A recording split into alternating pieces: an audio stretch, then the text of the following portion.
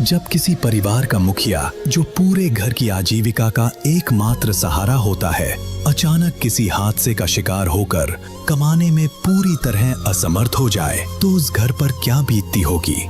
जब घर की रोजी रोटी रुक जाती है तो सबसे पहला और सबसे गहरा असर उसकी पत्नी और बच्चों पर पड़ता है, जिनका आज और भविष्य उसी एक व्यक्ति की मेहनत पर टिका होता है।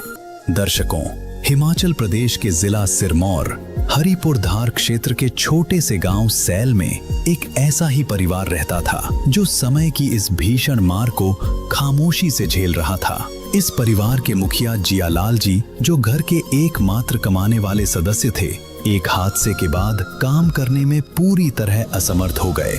घर की सारी जिम्मेदारियां अब उनकी पत्नी और बच्चों पर आ पड़ी। परिवार के मुखिया जियालाल की पत्नी, जो पहले से ही हार्ट पेशेंट थीं, हार्ट ऑपरेशन के दौरान उनका एक हाथ पैरालाइज हो गया।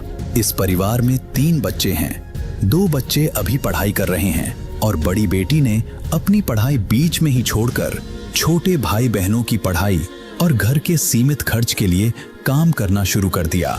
कम उम्र में ही उसके नाजुक कंधों पर पूरे घर की जिम्मेदारी आ गई।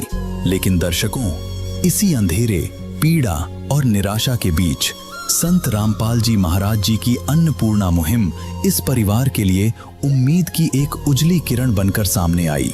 आज इस परिवार की छोटी से लेकर बड़ी हर आवश्यकता का ध्यान रखा जा रहा है।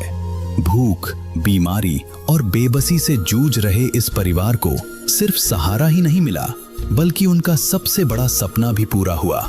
संत रामपाल जी महाराज जी की कृपा से इस परिवार को समर्थ कबीर जी का सुदामा महल बनवा कर दिया गया।